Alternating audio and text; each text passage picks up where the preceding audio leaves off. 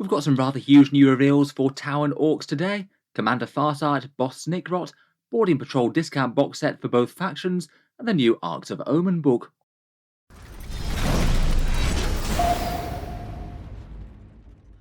Hello and welcome back to Warspecs Tactics, where today I thought we'd cover the model reveals from Games Workshop's Warhammer Open Day. They've just uploaded a whole bunch of preview articles to their website, so I thought we'd talk about the Xenos related goodness within. It's rather good news if you collect T'au and Farsight enclaves in particular, or Orks. First let's talk about the T'au stuff, including the new Arks of Omen book, and then move on to their Orks with their new box set and Snikrot.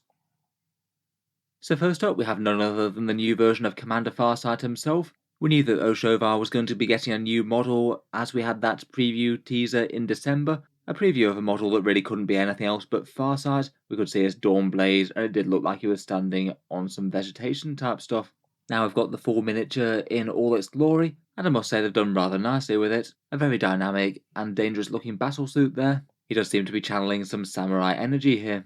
Apparently Farsight's new battlesuit is an XV-86 Supernova battlesuit designed by Ovisa. That's the Earthcast member of his 8 Commander bodyguard, and I believe that's the one that pilots the great big Riptide battlesuit. As basically the leader of the Farsight Enclaves, apparently it helps him out with command as well as his signature armament. It's got an onboard AI called Supernova. I wonder if they're going for something like a Cortana to Master Chief or something like that. Otherwise though, I think the model looks really quite good and does look like a fairly faithful update for him. It's got his signature Dawnblaze trailing some pennants, his iconic shield with the emblem of the Enclaves on, plus his upgunned plasma rifle. He's got a rather large tactical rock as well, alongside some blossoms on there. Again, maybe going with a little bit more of an eastern feel, just slightly perhaps. In game at the moment, I'd say it's fairly usable for the Farsight Enclaves, 130 points as a commander. He does pack a fairly decent punch in melee, but he will face some stiff competition from the other great commander builds that you can get. Even the Enclaves can only get 2 max now, so you will be trading out some pretty nasty toys if you take him instead of one of them. Here's a few more shots of the model. Here's the new one versus the old one. As it goes, I feel like the Finecast model held up at least okay compared with a whole bunch of them. It wasn't the oldest comparatively, but in general it is quite nice to see miniatures updated out of Finecast anyway. Plastic's just a lot nicer to work with. It looks like he's got a bit of a runic symbol going on his gauntlet as well. I wonder if that's something to do with trying to control the energies of the Dawnblade. It is rumoured to be a bit tainted and chaotic somehow. In terms of the release, Farsight's going to be coming in this new Boarding Patrol box set first. Games Workshop do seem to be going down their usual approach of put the new model in a box set alongside other stuff before releasing individually. I guess there's positives and negatives to this one. It does mean that on the first time that you can get him, he is in theory discounted at least. And at least for new T'au players, this one does look pretty excellent to be honest. It's got Fire Warriors, the Crisis Suit set, plus Commander Farsight.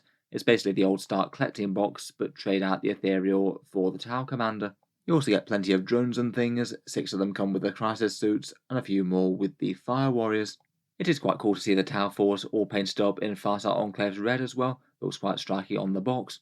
In terms of points in the box, it looks like it's around about 500 points of models to get on the board, though it can vary greatly depending on what gear you give the Crisis battlesuits. I guess that's pretty handy for having it pretty playable straight out of the box. And in terms of how much it's likely to cost, I'd guess it'd be the same price point as things like the Chaos Space Marine one, £75, €100 or $125. Just by rough estimate, I would guess that these are going to cost around about $185 individually, though we don't know Games Workshop's updated pricing after the price rises. Looks like it should be at least 33% off. I guess in theory it might be a bit more than that if they raise the prices like they say they're going to. Let me know what you think though. Broadly seems like quite a nice box set to me. For people who just want the new Farsight model though, kind of annoying.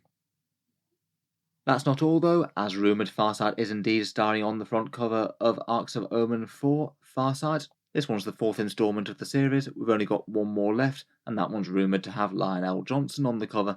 The Farsight one was fairly heavily teased by Games Workshop. They were giving us a whole load of those tarot cards and things with the Dawnblade featuring on most of them. And they have given us a little bit of detail as to the lore of this one. It starts around Farsight fighting off against Bad Moon Nazdrek's Orks, who's taking up the reins of the War of Daka. That was quite a fun concept of the Orks getting over enthusiastic about shooting things and trying to beat the T'au at their own game, or with a whole load of looted tech cobbled together with their big mechs. I feel like Nazdrek's a model that at some stage they probably should just release a miniature for in 40k. It's been quite a big figure in the lore for the Bad Moons for quite some time now. That's the backdrop for the conflict, but seeing as this is all about the Arks of Omen and things, at some point within the conflict, Farsight winds up back on the world of Arthas Morlock, where he found the Dawnblade, and from Games Workshop's teasers it sounds like one of the Arks of Omen shows up there, presumably to try and find some part of the key or the super weapon that Vashtor's looking to build. I've seen a few people speculating that it might be the Dawnblade itself that they're after. I have a feeling that if they're looking for that, they're going to be sorely disappointed. Can't see Commander Farsight giving up his unique weapon, particularly not when he's got a nice new miniature featuring it. Might be something else on that world though, it sounded like it had some dodgy cults going on. Will be really cool to see if there's any other lore explored as to how Farsight functions, and whether the Dawnblade is indeed keeping him alive and stuff. Rules wise, again it sounds like there's nothing for match play, no updated datasheet for Farsight or anything like that, though I guess Games Workshop might give us a digital download like they say they're going to do for the Azrael and Vashtor datasheets. For the boarding actions rules, there's rules for T'au, Azayani and Inari, Drukhari Harlequins, and the Adeptus Sororitas. Looks like there's nothing for Orcs in this one, seeing as they got their rules in a previous one, I believe. Seems a bit weird that they didn't put the T'au and Orc ones together though, if they're both involved in a big conflict in this one.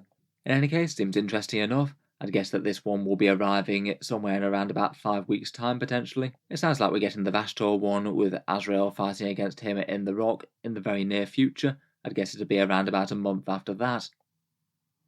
That's not all today though, as it's good news for the Orcs as well. Again confirming one of their December previews, Boss Snikrot's had a nice new miniature revealed in plastic. He's the stealthy Orc Bloodaxe character from Armageddon, well known for his feared Red Skull commandos, surprising unwary Imperial citizens by sneaking up on them and leaving them with all their throats cut. Games Workshop gave us a bit of a preview video for him, saying that Armageddon was going to belong to him, not Gaskell eventually. Very big ambitions there. And in the flavour text for the article, they're tying him in somehow to this whole Arks of Omen narrative, saying that he's going to be infiltrating one of them, presumably in the Farsight book. Not sure whether he's really going to turn out to be a major character or not, but it will be kind of funny if he winds up massively aiding Farsight somehow by killing a bunch of chaos at a key moment. For the most part, the miniature seems like a fairly faithful recreation of the previous one. We've got his signature blackened blades of the Mork's teeth knives, big overly complicated night vision goggles, and otherwise a lot of the rest of the miniature seems to recreate the previous one quite faithfully. He's also got a fun smoke bomb on the base now. In game at the moment I'd say Snikrot's fairly effective, but maybe not super standout for Orc bosses. He can mess up a bunch of Space Marines with damage to blackened blades, and does get things like the +1 to wound bonus that commandos get near terrain. Perhaps his main issue at the moment might be slightly being held back by the Bloodaxe clan rules. They were kind of interesting when they had that big supplement with all their fun stratagems like the surprise one and things, but in reality in current Orcs you're better off going with something with just a lot more raw power like Goths. Still though, for any Bloodaxe players out there or who just like Snikrot himself, it's really quite a cool model I think, and I feel like it's going to be quite popular. Again, in a bit of a mirror of the Farsight release, the first place to get him will be on a Boarding Patrol box set. The Orcs one features 10 Beast Snagger boys, 10 Commandos, and 5 Flash Glitz, plus new Snikrot himself. In general, again like the Tower box, I would say that Games Workshop are pulling out some of the big guns here. They've got some really nice new miniatures here from the latest Orc range. In particular, I think it would be a bit of a shame if he didn't have some Commandos to lead into battle, and that's perhaps one of the most flexible and fun kits they've released in a while. Otherwise, the Beast Snagger boys I think are really quite cool models, though maybe are a little bit tribal and not necessarily as in keeping with blood axes. Can't argue too hard about big dangerous Orcs with axes and things though. And then backing them up there's some flash kits with their snaz guns and piratical heraldry. For using the models in game, I'd say pretty much all of them are solid enough at the moment in 40k. Beast Snagger boys appear in the vast majority of competitive Orc lists right now. They do often tend to be jumping out of kill rigs though, as they're a bit easy to kill when they're foot slogging. Commandos are near enough auto-include, very dangerous and taking the midfield and getting some points early. The flash kits I'd say are still a little bit underwhelming despite their points cut, but are definitely a lot more effective than they used to be, as they just got a big points cut for Arks of Omen. All in all, the box set adds up to around about 420 points worth of models, again depending on exact gear for things like the Commandos and things. And discount wise it might be a little bit of a better one than the Tower box at first glance. Looks like it to be around about 42% off by current prices. Again, it might look like a better deal in hindsight after Games Workshop has cranked up the prices of everything else. Overall though, not bad news for T'au and Orc players there. Let me know what you think of the new miniatures and the Boarding Patrol box sets. Look forward to hearing your thoughts down in the comments. If you've enjoyed the video and you'd like to see more like this, then feel free to subscribe to Auspex Tactics. I'll certainly keep the regular 40k videos coming. I do tend to post new ones just about every day. Finally, if you have been enjoying all the videos on the channel and you'd like to help keep them coming, I would just like to mention that Auspex Tactics does have a Patreon page as well, and you can find that linked down in the video description below. Channel patrons do get a fair few advantages, seeing certain videos early, regular votes to see what sort of things come next on the channel, and automatic entry into the regular prize giveaways with the chance to win some really big model kits each month. If any of that sounds good to you, or you'd just like to help support, the link is down in the video description. In any case, a massive thank you for listening, and I'll hope to see you guys next time.